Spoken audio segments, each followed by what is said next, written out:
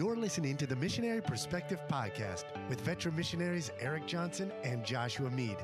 We're glad you could join us. We trust this podcast will be both a blessing and a challenge as we relate topics in world evangelism from a missionary perspective. Now, here's Josh and Eric. Welcome to the Missionary Perspective Podcast. This is Josh Mead, and I'm joined today with Alex, and he is a missionary with ABWE, but maybe there's a different title you have. Tell us a little bit about yourself. Yeah, thanks for the introduction. I'm Alex Kocman. I am not a missionary. I serve as Director of Communications and Engagement with ABWE. So I have the high privilege and honor of doing what you do, in part, which is celebrating and serving other missionaries by telling their story and hoping to hold the rope well for them. It's a pleasure to be here. Well, we're so glad to have you, and I've been looking forward to this conversation. I've been watching over the past couple of weeks some of your interviews that you can find on YouTube, and you have a podcast as well yourself, right? What's the name of that podcast? Yeah, that's right. ABWE's got a couple different podcasts that we put out, and of course, we're a global family of ministries spanning some 90 countries with about 1,000 workers. But specifically, the Missions podcast is what I've been able to invest a lot of time into. My co-hosts, Scott Dunford, and I both host that. And we've got over 400 episodes. We've been going about 8 years with that show. Really the goal there, as we say each week in the introduction, is to help goers think and thinkers go, because we see that there's this gulf between the way that we think about theology and the way that we treat scripture. And yet there's this pragmatic side of work that's done both in stateside ministry and on the mission field, where for some reason we're not always letting our theology inform our practice. And also we recognize there's this ivory tower tendency that we have that needs to be challenged also by those who've gone out. And so we try to bring those two worlds together and tell stories of what God's doing around the world every Sunday night at 7 p.m. I love it. Yes. And I highly recommend our audience go check that out and give that a listen. We're going to get into some conversations about theological aspects and how that should drive ministry. And I think there is sometimes a disconnect with implementing our strategy, and it disconnects with our theology sometimes. And my biggest thing was, especially when I came to the mission field, is when you arrive, it's one thing to theorize about implementing ministry and doing the work of the Lord on the mission field. And then when you actually get there, it's sometimes you don't even know where to begin. What do I do? And so I want to really get down to some of the grassroots of missions and ministry. We might talk about some basics, but I think after this conversation, we're definitely going to want to have you back on to get a little deeper into it. But I wanted to start, maybe get some background. Tell us a little bit about yourself personally, your upbringing, what led you into ministry, specifically leading up to the current position you have right now. Sure. And I've often thought that I'm the worst person to be in my position, which just might mean that God's trying to get as much glory as possible out of me, so that I can't take any of the credit at all. I grew up like a lot of church kids grew up in Philadelphia, solid believing family, Christian school background. But the way a lot of evangelical young people grow up is, there's a couple prayers you're not supposed to pray. There's a couple things that you're always worried, well, what if God calls me in this direction or that direction? And for me, the thought was always, well, I certainly don't want God to call me to singleness, and I don't want God to call me to Africa or something like that. The idea of missions just seemed too foreign. I'm a person that loves his creature comforts. I'm a creature of habit. My co-host Scott will tell you, I'm up at the exact same time every day. I like predictability. I like order. And so the idea of something that doesn't fit into that box, that never appealed to me. Of course, I walked with the Lord, but really fell into some sin and rebellion. And in my teen years, the Lord pulled me back and drew me to himself. And I was baptized and really became a part of the local church more intentionally. And pretty early on in high school, started to have ministry aspirations. Went to Liberty University and studied biblical studies with that in mind, and met my wife there, as one does at a Christian college or university. But while in college, you're looking around in a biblical studies program or in a pastoral leadership program, especially a school that's in the South. I was surrounded by a lot of good old Baptist preacher boys who they knew that they were called, at least the way they would describe it. They had sensed a call to pastoral ministry or to the mission field from a very young age, 5. They were born on the altar, right? That type of a story. And they walked the aisle and responded to some call to give your life to the Lord at that age, with an eye towards vocational ministry. Well, I never had that. I had a mixture of passions. I had done a little bit of graphic design. I'd done a little bit of writing. I was really interested in theology and apologetics. I had studied journalism briefly. And so what was I going to do with all of that? I wasn't exactly sure. And then a little book by the name of Radical found its way into my hands. And it convicted me, but it didn't lead me anywhere to go. I recognized that I needed to put my yes on the table with the Lord, be willing to follow him wherever he leaded, even if it was something that I personally wouldn't have signed up to do.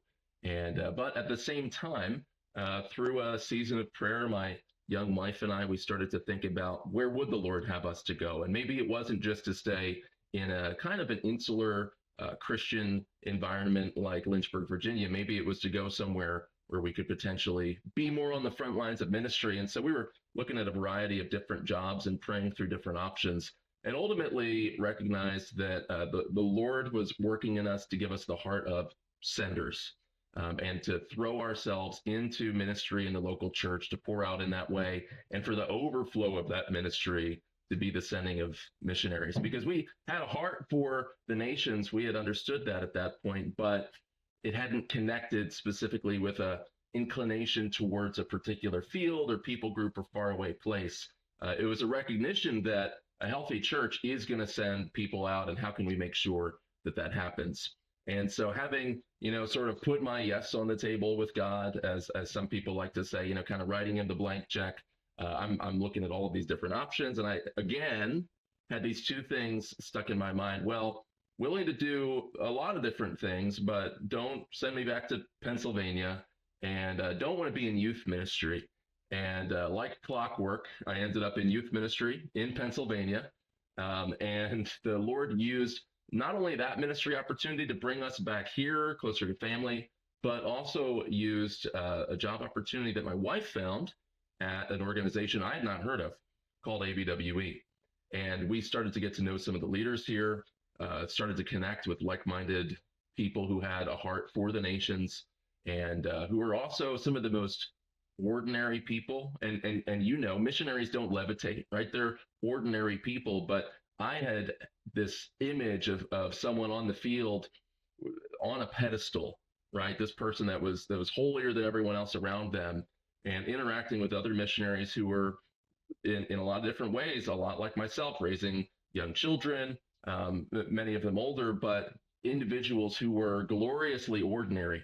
And so that started to shatter some of my paradigms. And within a few years, the Lord opened a door to serve there in a mobilizing capacity, working with local churches, working with long-term missionary candidates, and helping them to discern their call, helping them to check themselves up against not only the qualifications to serve with ABWE, but the biblical qualifications for ministry too.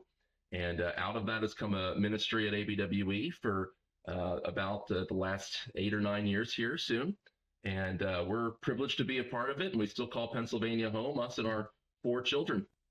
Well, that's exciting. That's a common journey. We hear how most young men going into ministry, you hit the nail on the head. There are some guys you'll meet that seem to have their whole life mapped out from the time they were young. Right. I was kind of like that. I knew God wanted me to be a missionary when I was 13 years old. I always wanted to go to Africa. I knew I was coming here to serve in Senegal when I was a freshman. So the Lord just kind of made it abundantly clear what he had for me. But most guys, I would say the majority of young men going into ministry, going into Bible college, just don't have any clue about what long-term God would have for me. And I think that the Lord does that because he wants you to take those steps by faith, trusting him one step at a time. But can that be a little intimidating do you think sometimes if you go into Bible college and you got maybe a little interest in missions, but everybody around you maybe seems to have it all together, right? They know where they're going, what they're doing. do you think sometimes maybe a young man might hesitate and think, well, maybe missions isn't for me?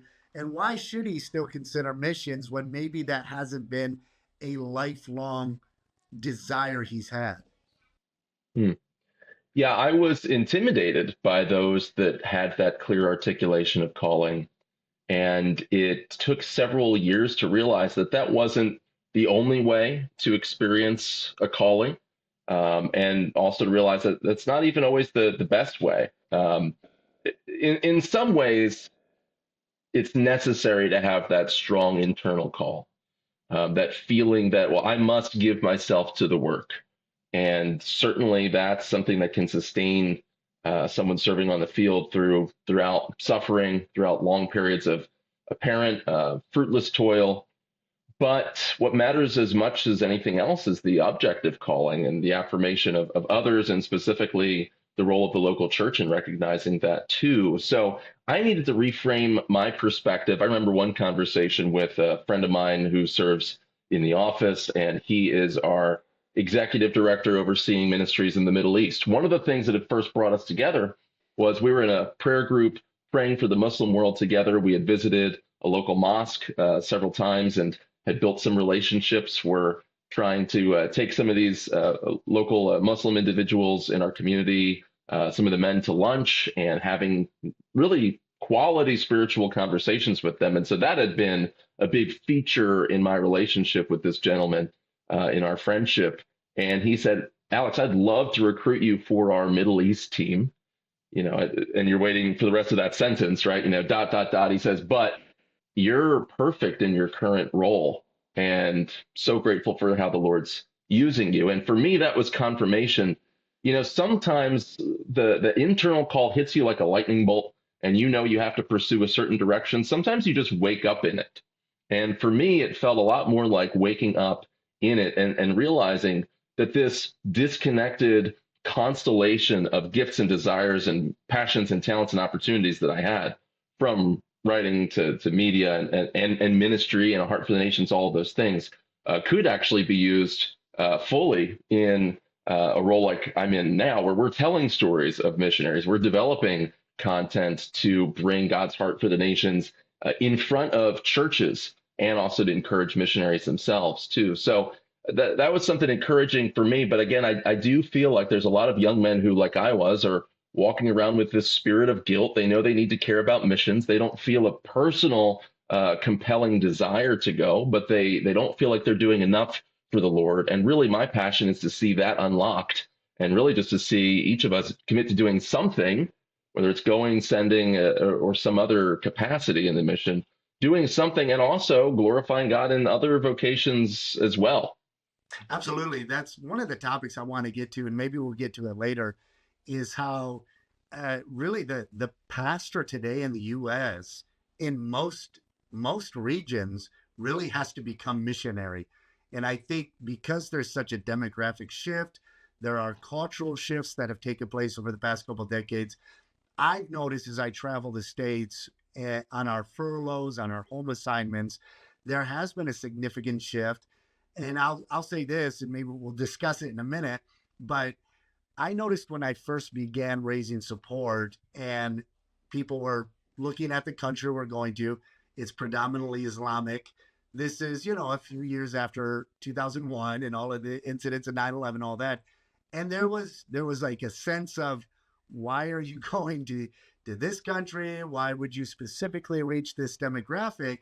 And I've seen a significant shift from concern about, oh, is it safe? Should you really go? Like, are they really going to respond to this last furlough? Especially a lot of not just pastors, but everyday people in church asking, how can I reach my Muslim coworker? How can I reach, my neighbor? How do I have a conversation? And so I think there's a big demographic shift, not just in major urban areas, but even in rural areas, that you really have to become more missionary. And so I love what God has called you to do, because I think there needs to be, on the part of the sending church, of the churches that are supporting missionaries, a more robust understanding of mission, of what missions is for the church and how the church is to be engaged in missions. And yes, through giving is a significant way. But like you said, I think there's a lot of different aspects and avenues by which we can engage the unreached regions of the world. And so that my next question was going to be, what are you passionate about? I think you've already shared a lot of that, but you're now serving with something you love doing, which is helping to cultivate a heart for missions among churches in the States. What does that look like? Like, what is your routine on a regular basis? How are you engaging churches? This is your passion. Now, what does that look like?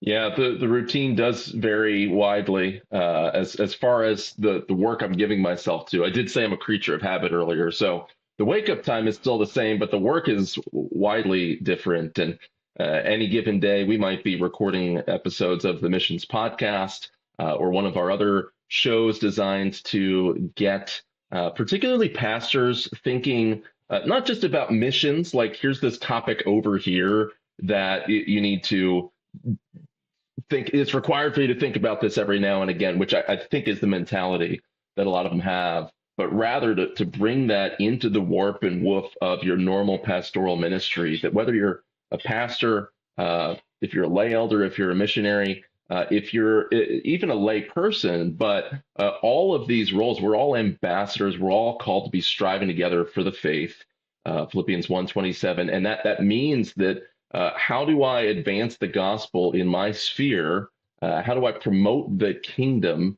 That needs to be at the forefront of my concerns each day, right? So sometimes it's producing a podcast. We produce a magazine as well. I travel and do preaching frequently on behalf of ABWE as well, and also serve in my church on our elder team and lead worship. And so there's a lot of variety to that. But to me, the tip of the spear is, how do we take all of the action and activity and sometimes frenetic activity of the Christian life, and how can we make that oriented towards gospel advance using that Philippians 1:27 paradigm? That's been a really helpful concept for me lately. A lot of it is also the functions that a mission agency performs. In the military, you think about the tooth to tail ratio, and for every one person on the front lines of combat, you have, depending on the branch or the time in history, anywhere between 4 and 10 support workers on the supply lines. And for us at ABWE,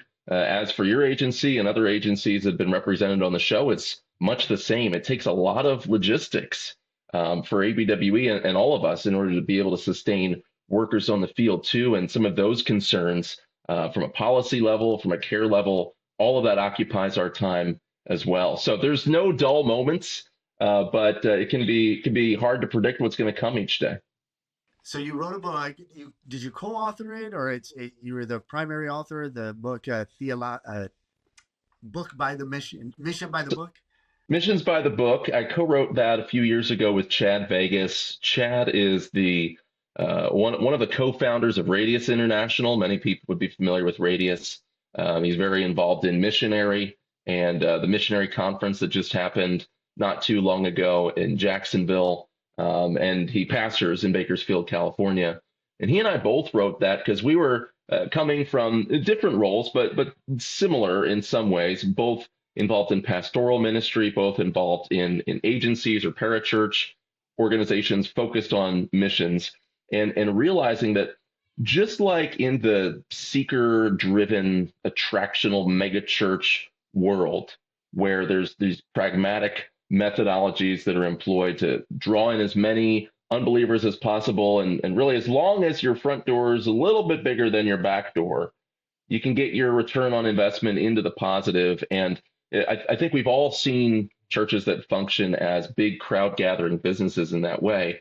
But we saw some of the same thinking with the best of evangelistic intentions, but we saw some of the same thinking in the missions community, where there is that latent strain of pragmatism, where, oh, I'm not a theologian, but I'm the doer. I'm the person doing the work, putting my hand to the plow, and we're going to try this, and we're going to maybe fudge on the definition of what is a real local church that's been planted. And rather than preaching the gospel, we're going to plant certain ideas, but are we really proclaiming the whole counsel of God's word, we started to see some signs of compromise coming into the missions community. Many of those compromises already there and thriving. And so we wrote Missions by the Book, How Theology and Practice Walk Together. That's a phrase or an idea taken from Petrus von Maastricht. But that idea being that the doctrine and life, or in this case, doctrine and the work that you do for the gospel's advance, those should not be disconnected concerns. It ought not to be the case that a young missionary recruit leaves seminary or leaves Bible college and is told on their first term, okay, take all of your systematic theology, everything that was taught you, and check that at the door. And now you're really going to learn that all of that is negotiable in this new cultural context. Yes, paradigms are challenged. Yes, we have to contextualize, but we shouldn't draw this massive line, this kind of great gulf that's fixed oftentimes between what we believe and then actually how we go about supporting missions. And so our goal was twofold. One was we wanted to get missionary practitioners thinking about the doctrines they were taught and how do those doctrines rightly understood apply to what they're doing. And usually not in a pragmatic way is the answer to that. But then we also wanted to get pastors, missions committee leaders or members, anyone involved on the sending side, the holding the rope side. We wanted them to recognize that we can't wrestle with all of the doctrines that we do. We walk through a lot of the doctrines you deal with in systematic theology. So we have a chapter on our theology proper. We have our chapter on our Christology, our pneumatology, our ecclesiology. You can't wrestle with those important truths and really come face to face with what Scripture says about them and not see there that there's something for the nations and there's something that needs to be done in getting this truth out to others. And so we wanted to make those two worlds conversant with each other again. We wanted to give lay leaders in a church tools to be able to discern what's happening in missions. Is it good, bad, or indifferent? So Chad Vegas and I put that out. That's with Founders Press. You can find that from Founders Ministries.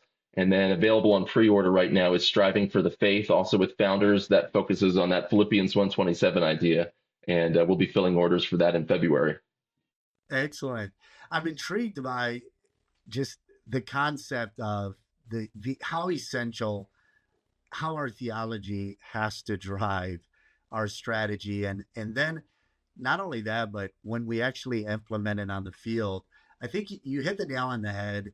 A lot of missionaries that are going to the field are not pragmatic by nature. You know, we're pretty black and white, but we're flexible as well.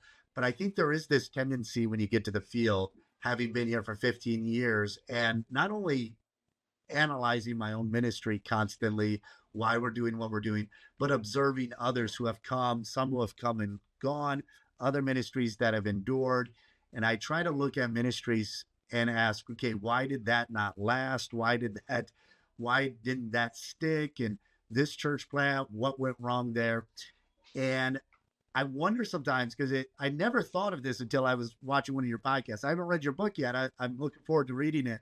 But I was watching an interview you were doing, and you were making that connection between kind of how the seeker-sensitive movement has really just collapsed. And it really was not helpful in establishing churches in the U.S. And I think missionaries, it's easy to shift into, especially when you're cross-cultural, you get to the field and you got to gauge success somehow, right? How do I know I'm being effective? And you have to gauge it based on usually the response of those you're trying to communicate the gospel to. And then added on top of that, there's the accountability and the reporting you have to give back to your supporting churches. And a missionary tends to put more of the pressure on himself, maybe than the supporting churches do. But a year goes by, and maybe you're in a tough place where people are responding as much.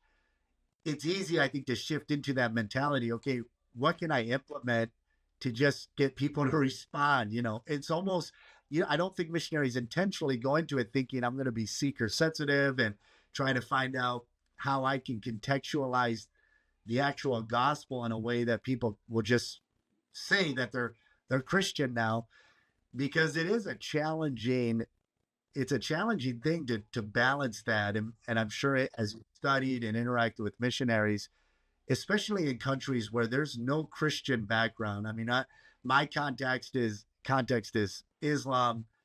Senegal is an Islamic nation. The only other Christian church that people know of is the Catholic Church, and the Roman Catholic Church. Their own cardinal said last couple months ago, we don't do evangelism. Why? We need to actually maybe start reaching people for the gospel. So they don't do evangelism. Here they don't, and they have. With that being said, in the context of the people group I'm working with, specifically Wolof and the Fulani, our pastor, our lead pastor now, he is a Wolof believer. He's second generation. His dad is the first Wolof Christian that anybody knows of in this region for hundreds of miles. And he was saved in 1993, I think it was. So that's how young the Christian movement is in this among the Wolof people. And so I think that if you don't know how to gauge success and you don't know how to gauge whether or not what you're doing is accomplishing anything, then you can drift, like you said, into maybe become pragmatic and implement ministries that will maybe give you a semblance of success, but you're not actually doing anything. And so let me give one example, and then I want to get some feedback from you. There was a mission here, and I forget which one it was, and it's unimportant, but our pastor, Malik, he was sharing with me that they came in, they brought about 30 guys from churches in the capital, and they planted them in strategic areas. And basically, once they had 2 or 3 people coming to a Bible study, they declared it was a church.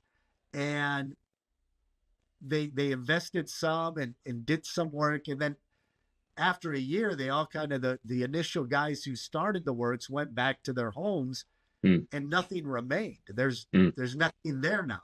But they declared they had all these churches started.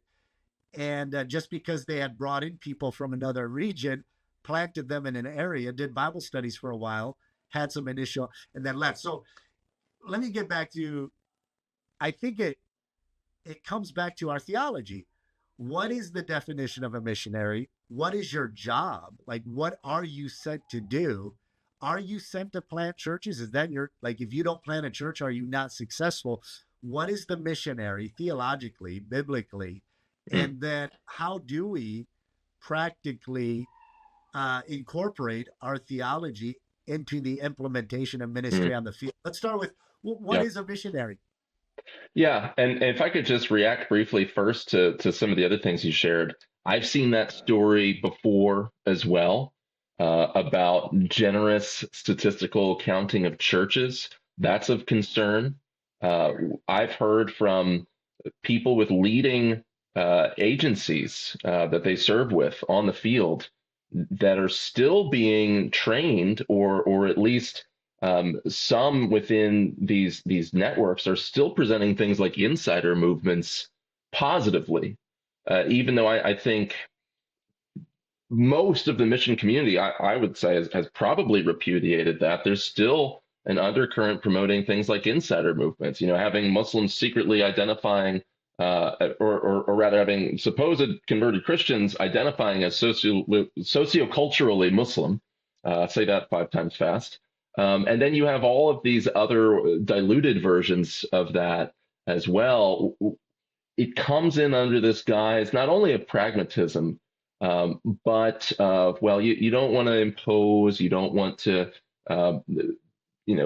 engage in kind of the colonizing, right, my way or the highway thing. And so the way that a missionary is trained to enter in now, and there's much good in this, is to come alongside of nationals and to catalyze a movement, which there can be some good in that. We should come in a humble posture, and we pray the Lord would bring a movement.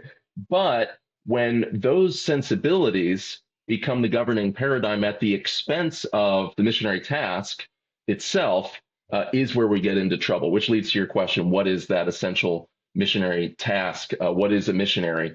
And I would say that a missionary is simply a gospel ambassador commissioned by the local church for the work of ministry. And that's broad, but I think biblically, you see the Apostle Paul, he's traveling far and wide. He's not necessarily doing cross-cultural work the way we think of it today.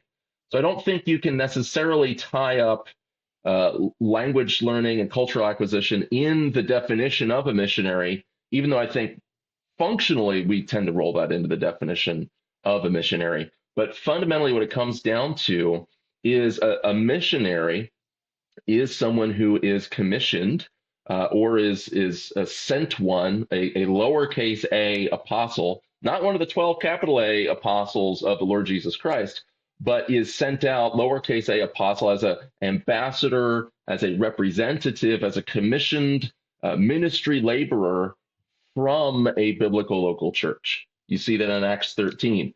Paul was already an apostle sent by the Lord Jesus Christ. He didn't necessarily need any other body to ordain him or to send him, but the Holy Spirit did it that way anyway. And not only with Paul, but also with Barnabas. They pray, they fast, they lay hands on them, and then they send them out. And then in Acts 14, they return and they report. So key to that definition is that they're commissioned and sent out and recognized with an objective calling by the leaders of a local church. And what is it that they're sent to do? Again, I think this is what you see modeled in Acts 13 through 14. The core of the missionary task is evangelistic activity, making of disciples and forming them into local churches. And is every missionary a church planter?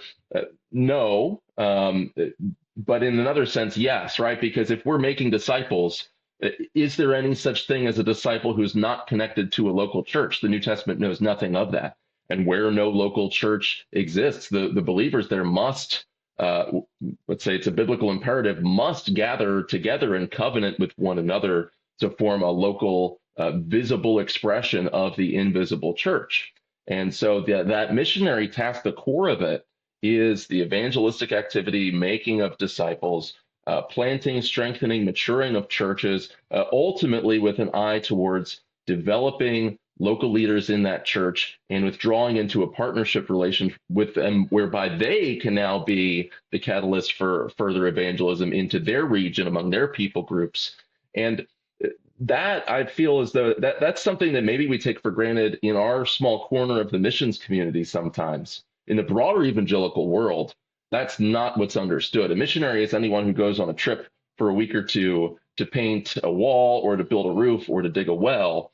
And I think as our friends Matthew Ellison and Denny Spitters have wisely written and spoken about, when everything is missions, nothing is.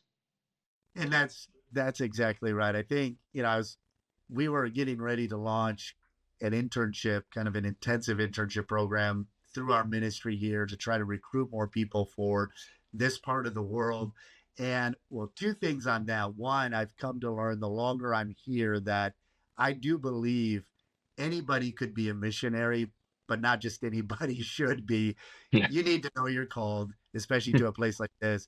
But I do know there definitely needs to be more practical training and preparation for going to mission fields, especially fields that are much more unreached and underdeveloped than maybe we have. And so that being said, we were trying to implement an internship program, and some of the leadership in our mission, they were concerned, and rightly so, that this wouldn't just become a short-term mission opportunity for somebody who wanted to get experience before they go into the pastorate. And I thought about that, and my response was, we're trying to train guys so that they'll be better prepared when they come full time. So they're not coming their full term unprepared, but they know what they're getting into. And so I think it would help to weed out some of the turnover rate of those who do come here, especially in this context. But that being said, I think I after he mentioned that, I was going back and looking at some of the history of how short-term missions began to play a role in the American evangelical mission world.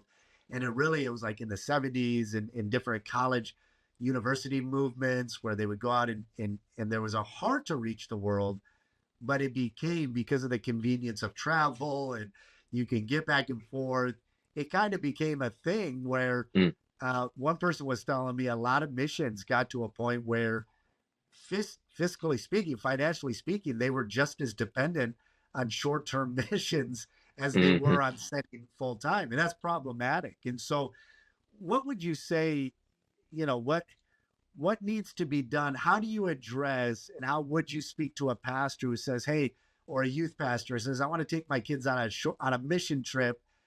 Is it beneficial? Should a missionary receive mission trips? A youth group coming to paint a building. I've read several books. I have my opinion on it, but what advice do you give to a pastor or a youth pastor who says, hey, what are the benefits of taking a mission trip, and how can we do it without perpetuating this short-term concept that really I Hmm. think is more damaging long-term to the work of mission Hmm. and what missionary is? What would be your response, kind of Yeah. advice you give? Yeah, if the question is, the missionaries, should I receive, or the pastor, should we send this short-term trip or team? I want to say yes with an asterisk. And the yes there is, there's much that I think we can point to and say there is a way to do short-term missions in a healthy way, but there's more that needs to be said. There's a study done a number of years ago. It was about a 10-year study by Jay Matenga, and I think Gould was the co-author's name. Escapes me right now, but it was published under the name Mobilization in Motion. I think it was William Carey Publishing that put that out.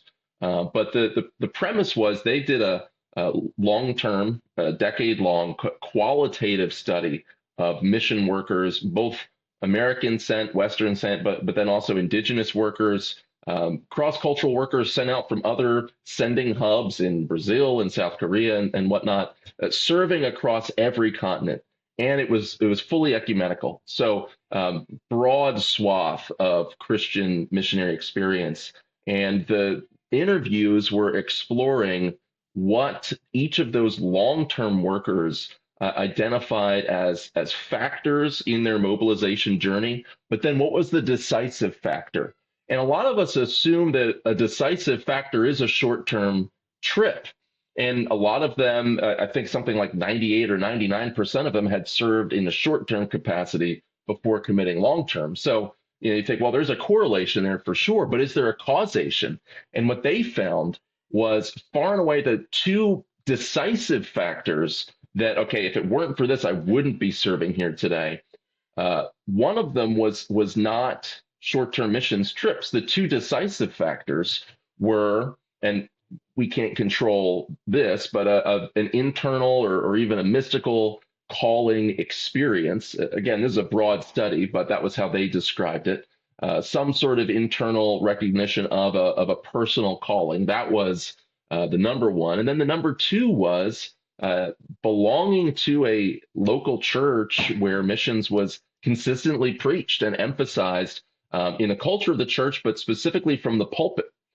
And so I think there's other things. If our goal is to mobilize long term, I think there's other things that we can do, even in how we handle the word, and recognizing, like we said earlier, the whole Christian life is meant to be lived out with an eye towards striving together to advance the faith. Philippians 1:27.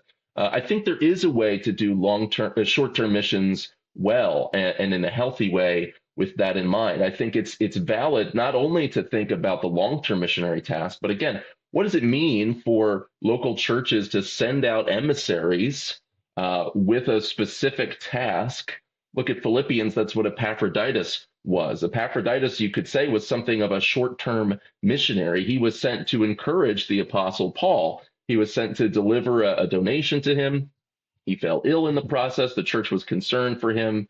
And so we know the history of that from reading Philippians. There's other examples in Scripture as well.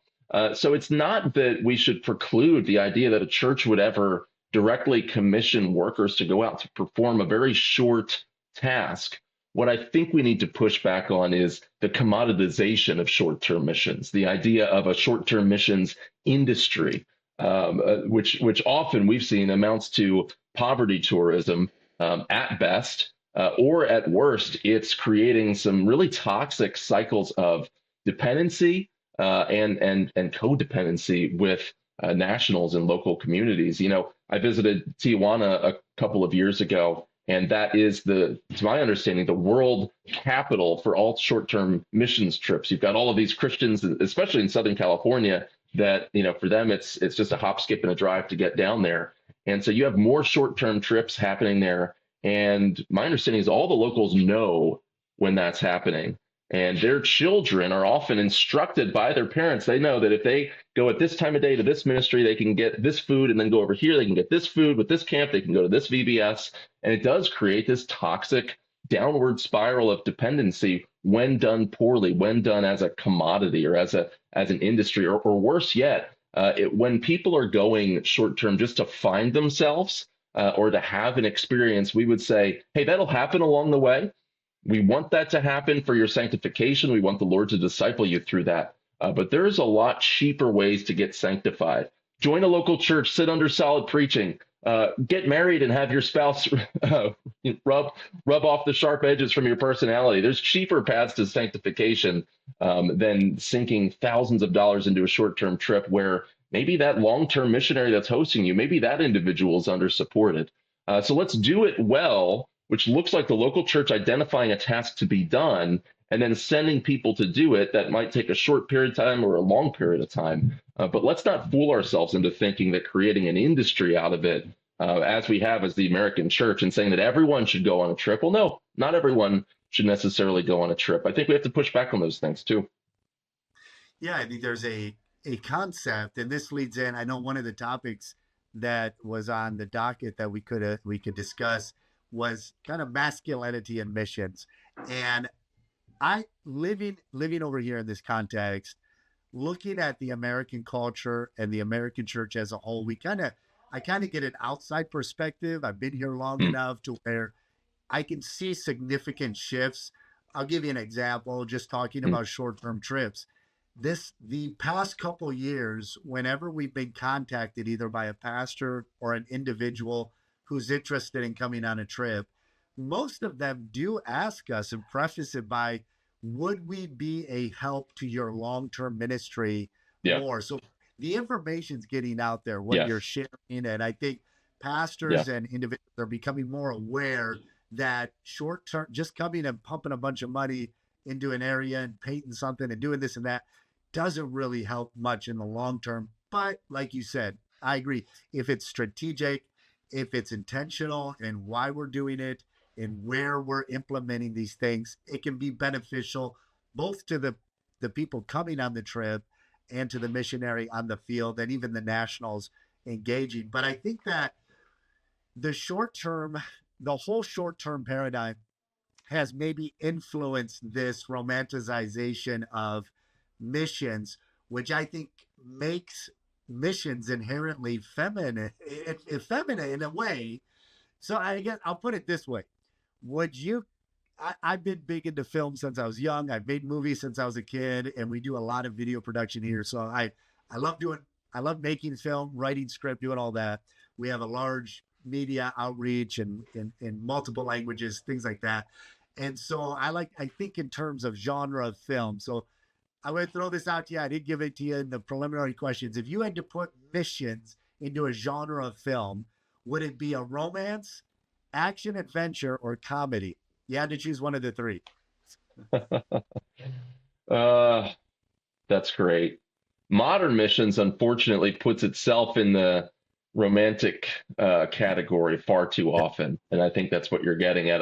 I think for you on the field, you probably have some days that are more comedic than others, some days that are more romantic than others. I would some say tragedy days. Yeah.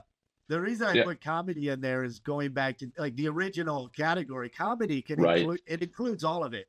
You have romance and comedy, you have the action, you have tragedy, and you have the humor. And I think that all of that is involved. But for some reason, the romance of it, and I remember when I was, thinking about missions, the first book I read after I knew God wanted me to be a missionary was about Jim Elliot. And then I took pilot's lessons because I thought I'll be a jungle pilot. And there was a romance to it that I think when you're young it helps you stay motivated, maybe, because you do Yeah. have your head in the clouds and you're thinking, oh man, I'm ready to go and give my life for the Lord. But then you get to the field and you arrive and realize nobody actually wants you here.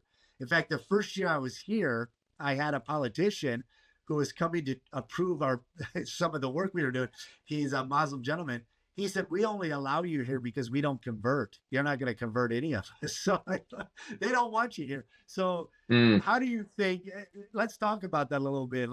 I'm seeing a shift in the American culture where young men are trying to look for and I think they're going to the wrong places online to try to reconnect with a masculinity that yeah. the US culture is really abandoned. And there's a shift to maybe a radical extreme of a masculinity that, I don't like the word toxic, but Yeah. it's a non-biblical masculinity. Yeah. And how would you define missions and masculinity, and why do we need men in missions?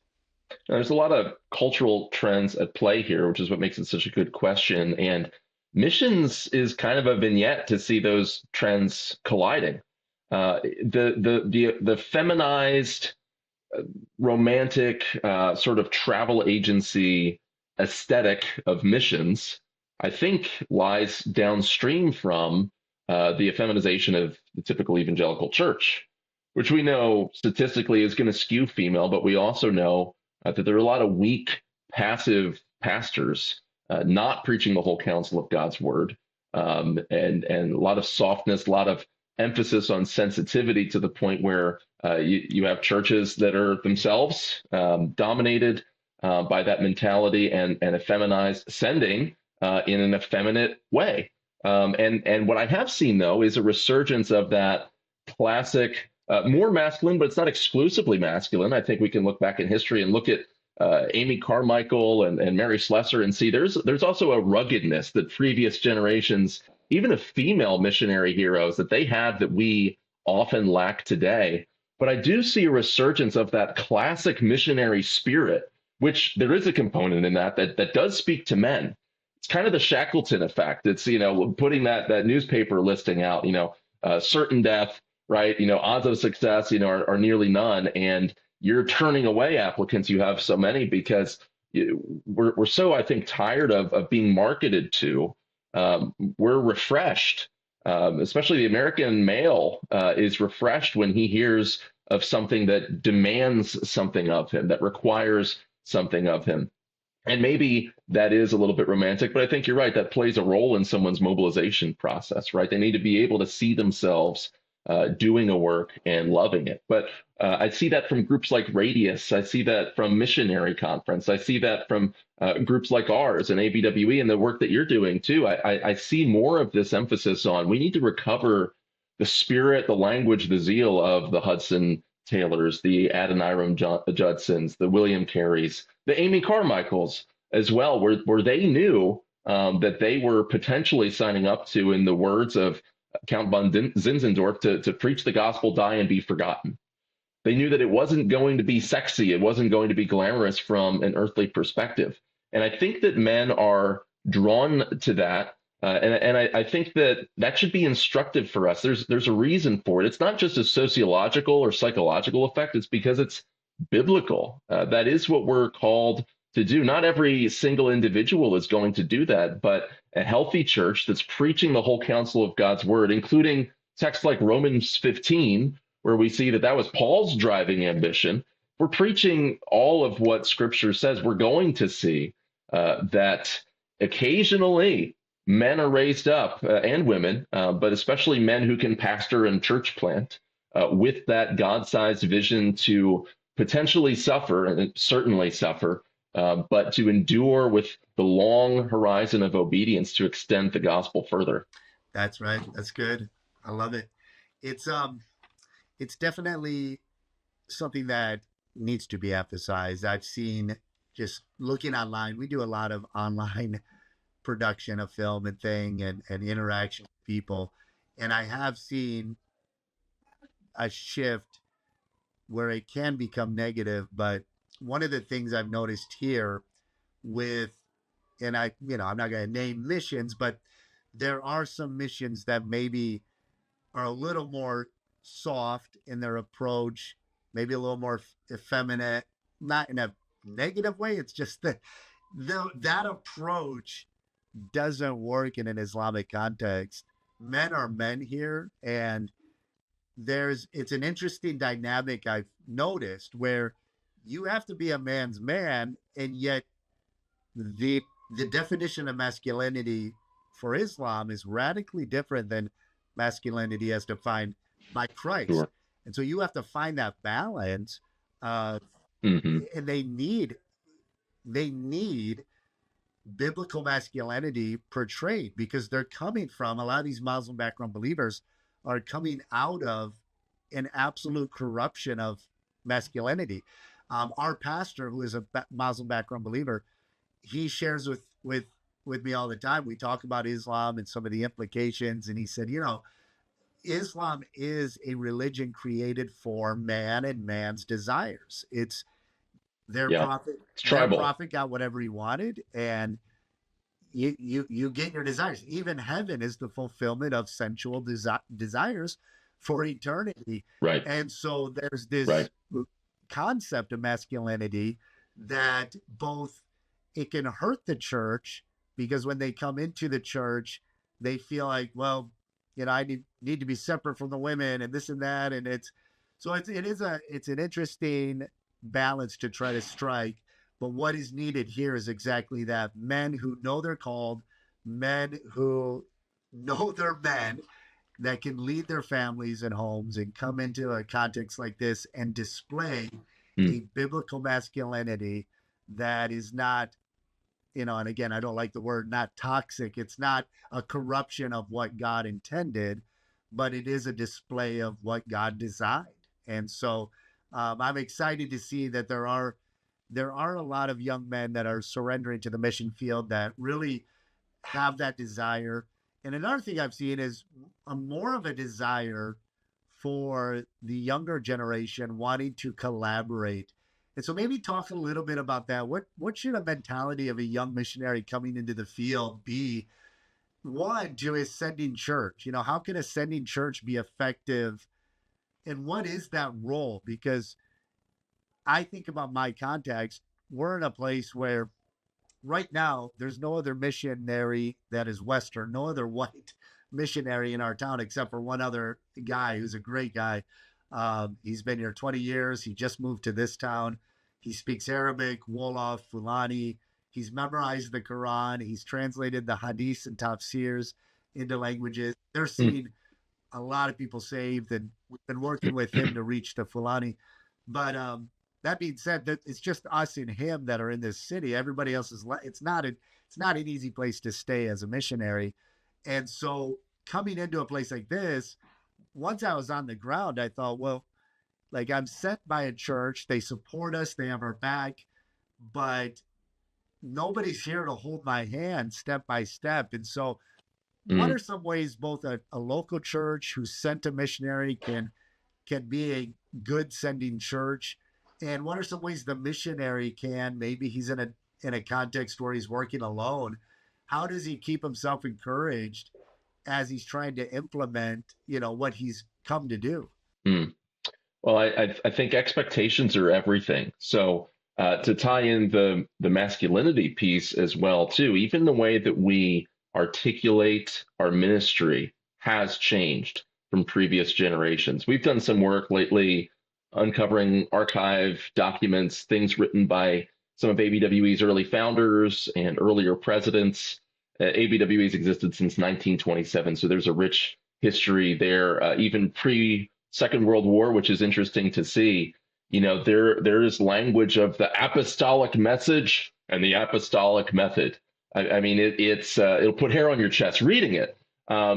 Contrasted with the way that a lot of evangelicals are maybe not outright catechized to talk about their ministry or their call, but at least conditioned to not talk about preaching or proclaiming, but to talk about we're all on a journey and let me share Jesus with you. Let me share my story with you. And those, even simple turns of phrase like that, they gut the evangelistic task of its power and of its gravitas. And that's not to say that evangelism can only happen from a soapbox or a pulpit, that it can also happen over coffee. But it is a proclaiming, it is a heralding of news. And so, number one, for a missionary entering the field, mentality piece is come in with that mentality. It's going to be easier to take that mentality of strength and perseverance and drive and direct it and channel it different ways than it is to take a mentality of sloth and indifference and passivity and try and fan that into flame. It simply won't work. For the church, for the sender side, I think, and there's probably a lot more that can and has been said, but even asking the question, my experience with churches has been the churches that are asking questions like, how do we hold the rope well? How do we communicate better with our missionaries? 9 times out of 10, those are the churches that are already really doing it pretty well and they're seeking to improve it. It's the churches that aren't even asking that yet, that aren't in meaningful fellowship with their missionaries. A missionary is not going to function exactly the way another member of your church is going to function. Of course, there's going to be a degree of separation. But are they frequently put before your congregation for prayer? And not just when they're on furlough. It's simple things. Do you know their names? Are they on your prayer list or your elder team's prayer list? Do you have a care team or a missions committee that so that the pastor himself or the pastoral team doesn't exclusively have to share that burden? Are there individuals who are appointed to provide the continued care, to make sure they read every prayer letter and don't miss a beat and can be constant in prayer, and they can be the ones that, hey, so and so, how's this couple doing in Asia? Well, I can tell you how. We have people like that at our church that are a blessing to me personally, leading our missions committee, because in the same way that these missionaries have been sent out as emissaries of local churches, these individuals are like the ambassador of that missionary back to the church. They're in close connection. Are you leveraging technology? You don't have to wait until furlough to feature a missionary. Ask for a 2-minute iPhone video that you can tie into your announcements pre-service. There's a lot that can be done. And from experience, it does just start with asking that question of how we can be better rope holders. There's lots of tips and tricks along the way, but asking that question regularly is the first step. That's excellent.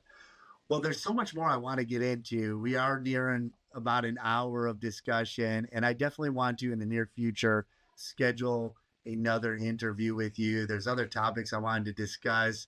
I'm going to get a copy of your book, go through it, and then maybe have you back on and talk about more of these topics. I really enjoyed this discussion. I think that the role that you have is so important, because a missionary on the field can sometimes, depending on the context, even with all the technology we have, and our churches do a tremendous job keeping in touch with us, keeping updated. I'm always encouraged every time I come back from the field, when I go to a church that supports us, people ask me, hey, what about, how's that going? The new building you just put up, or maybe it was, how is this person who was baptized doing, who was just baptized like the week before I came home, which means they're keeping up to date. And I appreciate that about technology, and people are staying up to date. That's definitely encouraging. But I think it's encouraging the ministry that you have. I remember reading, I think it was about Adoniram Judson and Luther Rice and some of those men, when they went to the field. Was it Luther Rice, I think, came back, or Martin, one of them, came back and actually full-time just did tours of churches, raising awareness, raising funds, while the rest of the team went to the field. And I think it's so important that what you're doing is very important ministry. I'm encouraged just from this conversation. And I want to encourage people to check out your podcast and look up your information. Go ahead and give us one last time. What's the best way to reach out, get in touch with you? Absolutely. I'm on Twitter, X, whatever we call it now, at AJKOCMAN. Our show is Missions Podcast. You can find it where good podcasts are found, or go to missionspodcast.com. Probably be the next best step. ABWE has abwe.org. And if you want to learn more about us, you can do that. And then if you head on over to my social media as well, there's links there for the books that have been mentioned from founders, as well as other writings. that we have. I think one of the best things that you could do, though, is subscribe to the Missions Podcast. If you're enjoying the missionary perspective, a lot of the same, I think, complementary perspectives as well from us. And I'm grateful for others in the mission world that are putting out solid content. Excellent. Well, I appreciate your time and this conversation. I know it's going to be a blessing to our listeners, and I look forward to scheduling a future interview as we discuss more of these important topics related to missions in the local church. Well, this is Josh Mead from over here in Senegal, West Africa. We want to thank you for tuning in. Please like, subscribe, share this with somebody you think it'll be a blessing to, whether it's your pastor, a missions committee, or maybe a student who's going into the ministry considering missions. Be sure to share, leave a comment, let us know how this particular episode has encouraged you.